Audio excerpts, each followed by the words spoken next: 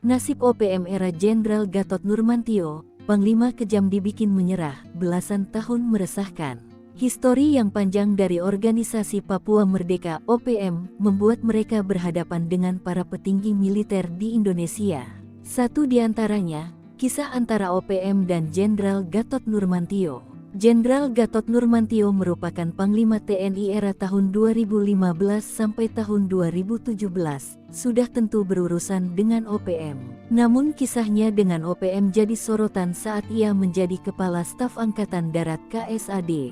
Ia ditunjuk oleh Presiden Susilo Bambang Yudhoyono menjadi KSAD pada tahun 2014 sampai tahun 2015 lalu.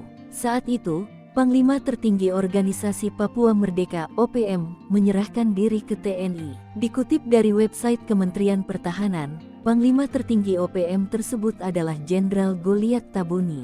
Jenderal Gatot Nurmantio menyebut, Jenderal Goliat Tabuni menyerahkan diri bersama 23 orang prajuritnya. Dalam penyerahan diri itu, Jenderal Goliat mengajukan beberapa permintaan kepada TNI.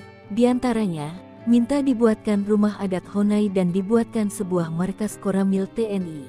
Kami akan berusaha memenuhi permintaan untuk membangun rumah adat. Tapi untuk markas Koramil akan dipertimbangkan lebih dahulu, kata Jenderal Gatot Nurmantio, Selasa, tanggal 24 Maret tahun 2015 di Jakarta. Goliat Tabuni resmi menjabat sebagai Panglima Tinggi OPM sejak tanggal 11 Desember tahun 2012 melalui konferensi tingkat tinggi OPM di Papua. Goliat dan pasukannya selama ini dikenal sangat kejam dan berdarah dingin. Tercatat sejak tahun 2004 lalu, ia dan pasukannya telah membunuh pasukan TNI dan juga Polri serta merampas senjata.